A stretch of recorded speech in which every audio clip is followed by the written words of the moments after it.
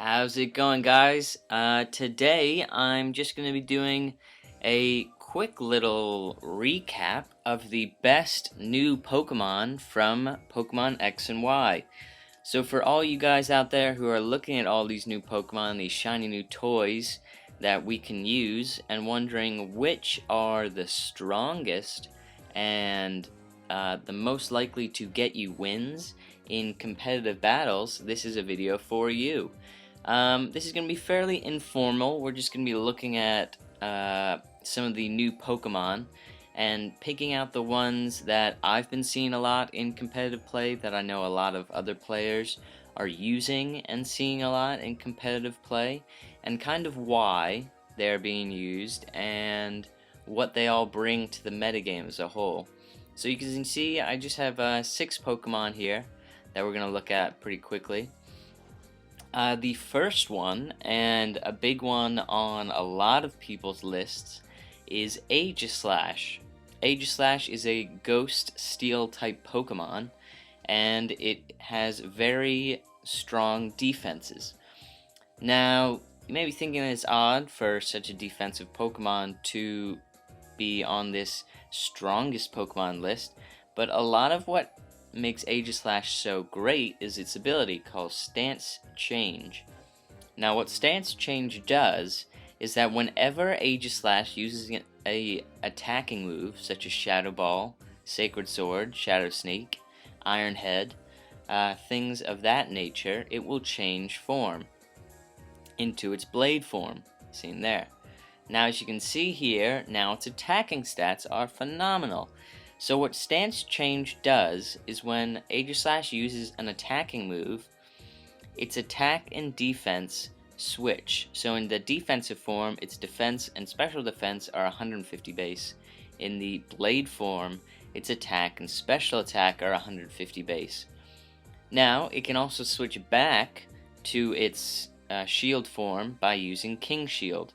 And what King Shield it does, it protects the user from attacks, and if the opposing Pokemon contacts the King Shield with physical moves, things like Fire Punch, Ice Punch, Close Combat, things of that nature, they will get -2 attack, so kind of like a negative Swords Dance boost. This makes Aegislash very difficult to play around, but it's a Pokemon that you need to play around in order to take it down. Because of Aegislash, we've been seeing a huge increase in Pokemon using Earthquake, because its physical move, super effective against Aegislash, and it does not make contact. So for example, I've been running Earthquake on Tyranitar, which is a fairly unorthodox move choice, but I do it pretty much solely because of Aegislash. Aegislash also, when it was first used, was primarily a Swords Dance Pokemon who would use Swords Dance and King Shield to try and set up these really cool opportunities where it could sweep. But what people started to realize was bulky ground-type Pokemon had a huge resurgence. Things like Gliscor and Hippowdon were used a lot to try and counter Aegislash, and what would happen is you would Swords Dance as your opponent switches in their Gliscor, and you could King Shield, but that was pretty much the end of your ropes, and you had to switch out. So people started using this set here that I have put in Pokemon Showdown, which is the mixed Aegislash with Shadow Ball, Sacred Sword, Shadow Sneak, and King Shield. And it has max special attack. So what happens is, as your opponent brings in their bulky physical wall, you hit them with a super strong Shadow Ball, and then you can usually just finish them off with the second one, maybe after you've protected with King Shield. The thing is that Aegislash's attacking stats are so strong in blade form, it doesn't really need to set up. People have figured out that setting up with a Swords Dance is not really necessary. There's also a cool set that a few people have been running, the Autonomize, which is like a agility. It's +2 speed. People have been using that to try and sweep with Aegislash. It's pretty interesting. He just has such low speed. I find it very hard to want to set up with speed with Aegislash. It can definitely be used though. You just have to build your team more so around it. So that's Aegislash. He's probably the Pokemon who's been seeing the most usage. I remember even just a week ago that it's kind of like an in-joke in the competitive Pokemon scene when you don't see an Aegislash in a Pokemon X and Y OU battle. You have to point it out, great battle, there's no Aegislash, because people have been really probably getting sick of seeing it because it is so strong, and it has the new toy syndrome. A lot of players have just been using a lot of these new Pokemon X and Y Pokemon, and I don't blame them. I'm in the same boat because we just want to try things out. But Aegislash is definitely not going anywhere. Its usage may start to kind of plateau as the new toy syndrome starts to wear off, but it is definitely going to be very solidly OU throughout the generation. I see no cons against using Aegislash, really. It's also a great spin blocker. You have to watch out for things like Donphan and Excadrill, but it's very interesting. It's a very cool Pokemon, and it creates a lot of mind games for your opponent. So that's why it's so strong. Moving on, we have Greninja. Greninja is actually the starting Water-type Pokemon's final evolution. You can start with Froakie. And, you know, it's always rare when one of the starter-type Pokemon's final evolution is solidly OU. You know, things like Swampert were OU for a while. Venusaur, of course, last generation was OU, probably this generation as well. And the reason Greninja is OU is this ability, Protein. Now, Protein, what it does, right before this Pokemon uses a move, it changes its type to match that move. So what that means is Froakie essentially has Stab, which is same type attack bonus on everything. Because he can use HP Fire, he becomes a Fire type before the attack goes off, and he gets that 50% stat boost on Hidden Power Fire. This is really strong, especially when combined with Life Orb. It makes Greninja's fairly average special attack, just 103, it makes that a lot stronger because he gets that 50% boost on all of his attacks. This also allows Greninja to kind of play some mind games, much like Aegislash. You can change into an Ice type. Well, you wouldn't really change into an Ice type for defensive bonuses, but you can change into a Fire type if your opponent brings out a Grass type Pokemon. To that extent, it's mostly used for that offensive boost, but you cannot forget about the defensive utility in changing your own typing. It's also very fast. It can outspeed a lot of Pokemon unless they have a Choice Scarf. You know, 122 base speed is blazingly quick in this metagame, you know, taking out a lot of Pokemon. So that's pretty much Greninja. He is, in my opinion, he is more offensive than Starmie. If you want a really quick offensive Water-type Pokemon, I would go with Greninja over Starmie. The thing is that Starmie does, of course, get Rapid Spin, which brings a lot more utility to a team. So if your team really appreciates Rapid Spin, then I would go with Starmie over Greninja. But if you don't need it, Greninja is probably straight up stronger objectively than Starmie is. It's a very cool Pokemon. It allows for some very nice sweeps, really. Just with Life Orb, Protein Greninja can finish off a lot of weakened offensive teams because of that base speed, combined with all this passive damage that it's getting from Life Orb and Protein. That's like 80% boost on all of its attacks, which is just phenomenal. That's almost like a +1. Well, it's almost like a +2. It's almost like you have a free Nasty Plot in a way. Not quite, but almost, and you don't have to do any setting up. It also has U-turn, so it's able to maintain momentum. Especially with that high speed, you can U-turn out of something quickly and bring in a resist. Very cool Pokemon, and it has great coverage. Water, Fire, Ice, and Bug is pretty good. Of course, you can use anything in the Hidden Power slot. Hidden Power Fire, though, is probably the main thing you'll see. Some people like to run Dark Pulse. And then, of course, you don't have to use Hydro Pump. You can use Surf or Scald if you don't like the 80% accuracy of Hydro Pump. But that's Greninja, a very fast, special attacking Pokemon. I also think this Pokemon will be solidly OU throughout this generation. It definitely will not be seeing as much usage as Pokemon like Aegislash or the next Pokemon, Talonflame.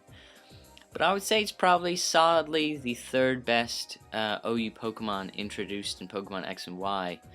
Aegislash being the second, and the next Pokemon, in my opinion, is the best OU Pokemon introduced in this generation, and then the next three will kind of be almost like honorable mentions.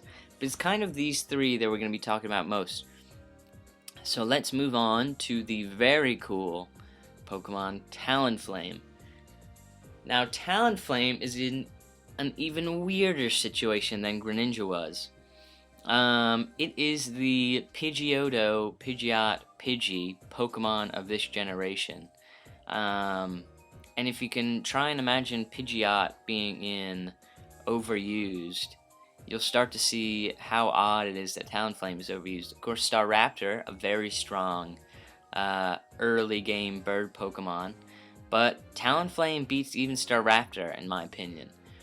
And looking at its stats, nothing screams OU potential. It has a super quick base speed, 126, even faster than Greninja.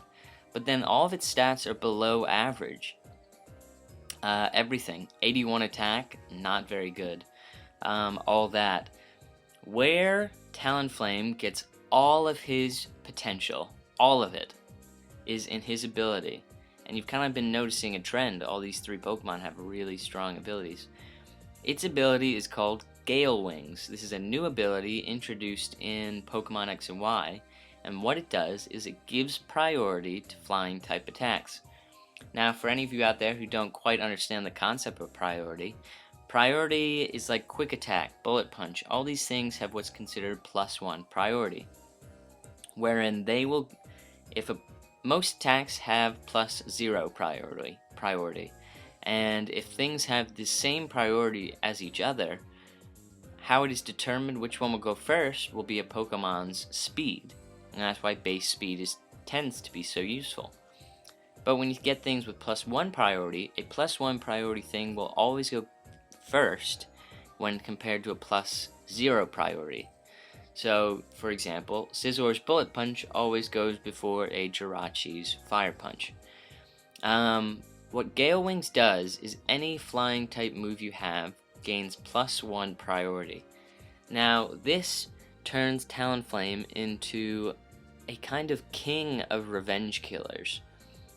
All of a sudden, you have an 120 base power Brave Bird with +1 priority, which is crazy.